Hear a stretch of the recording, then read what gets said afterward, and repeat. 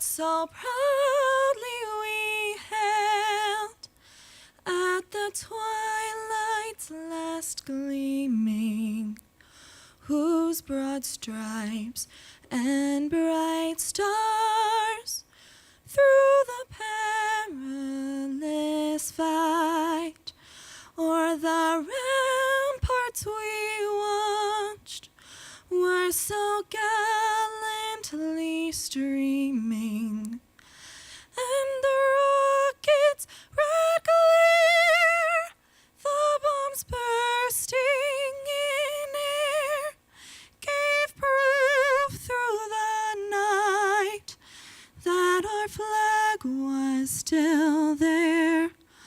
Oh, say does that star-spangled banner yet wave o'er the land of the free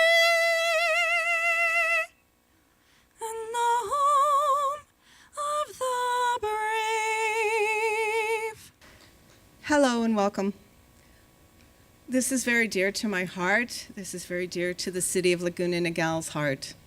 We are eternally grateful for all those who serve our country, all those who've served our country in the past, all those who currently serve, and all those who will come after them.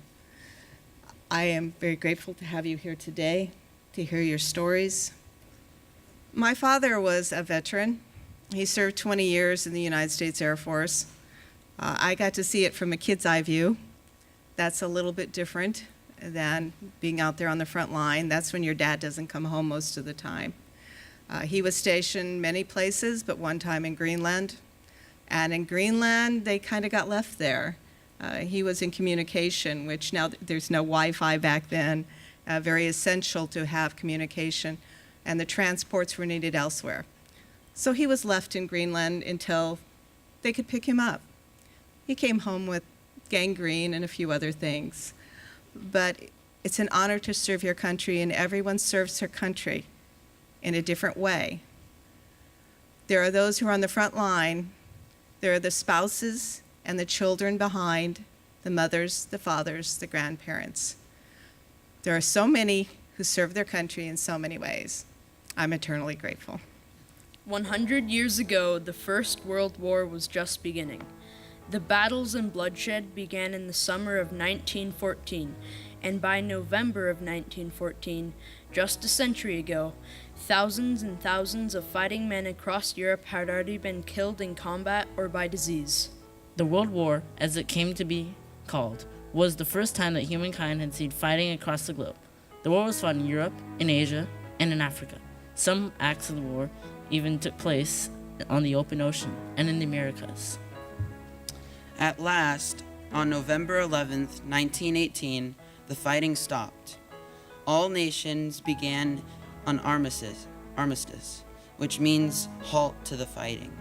It went into effect at 11 a.m., and after 4 long, bloody, terrible years, the shelling stopped and the smoke cleared. The total number of dead and wounded from this horrible conflict came to over 37 million people. When the war finally ended, nations called this the war to end all wars.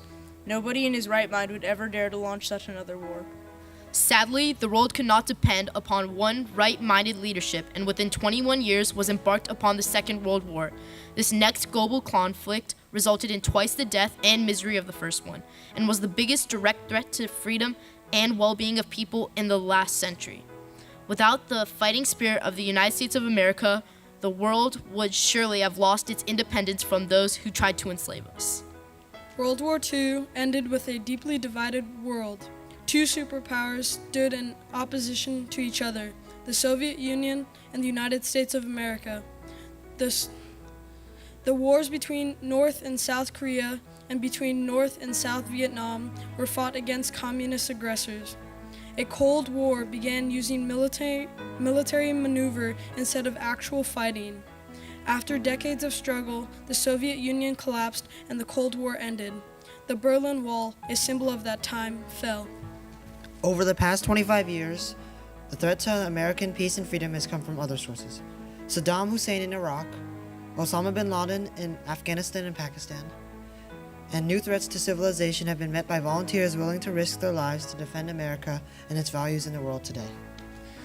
We now live in a city, county, state, and country where the rule of law prevails, and the choice for government belongs to the people, particularly the ones who vote. While many people would very much prefer our way of life, it is the veteran who has paid for it by defending its noble experiment in human freedom against those who would destroy it. Our nation has been fortunate in that it has produced freedom and at the same time defenders of this freedom. Some of them are here today. I was 19 at the time. There was another young man named Edward Ulm, one of the unsung heroes of World War II. He was with the Ordnance Department, whose job is to help design weapons, analyze our weapons and enemy weapons, and figure out ways to neutralize those weapons or incorporate things that are very good into our weaponry.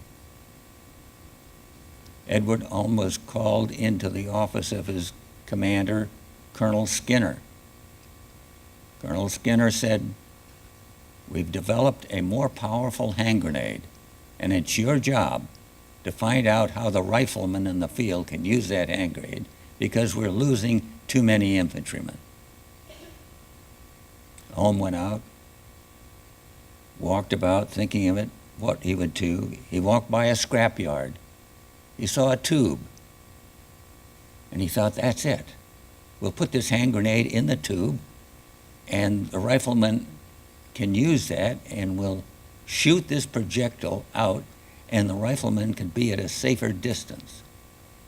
Now, while that was going on, there was a country music entertainer named Bob Burns. He was in Arkansas, and he had a good following, and after he would play his gig, people would come up to him and say how much they enjoyed his music. And they asked him what was the name of the wind instrument that he was using. He said, the bazooka.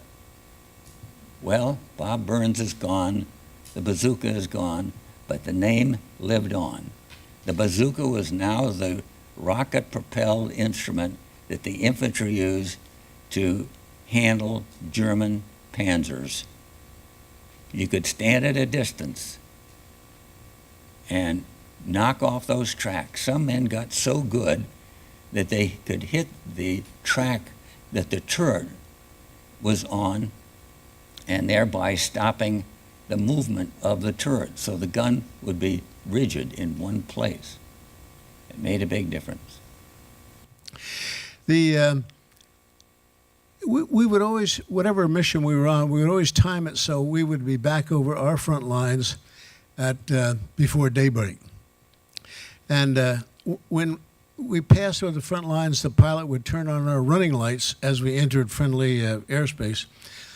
And the tail running light was a little white light above my head. And I knew when that white light came on, no matter how cold and miserable and tired and hungry I might be, that within 40 minutes I would be on the ground, in my tent, in my sleeping bag, and I could get up in the morning and have a hot shower and go and have hot chow. And I got thinking about the infantrymen in the wintertime that were 10,000 feet below me on our front lines, exposed to the elements and with no creature comforts at all to look forward to. And here I was up here exposing an exciting adventure, and they were down there experiencing the horrors of war, and I felt a great compassion for those young men.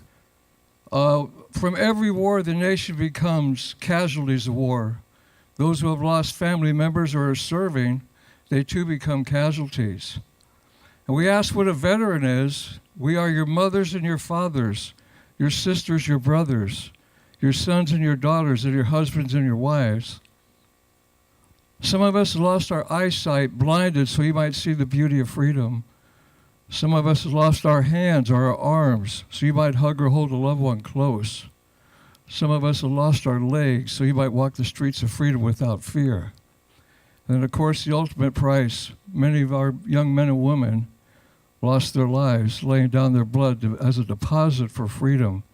I mounted out with the 1st Marine Expeditionary Force out of Camp Pendleton, went over to March Air Force Base, hopped on a United flight.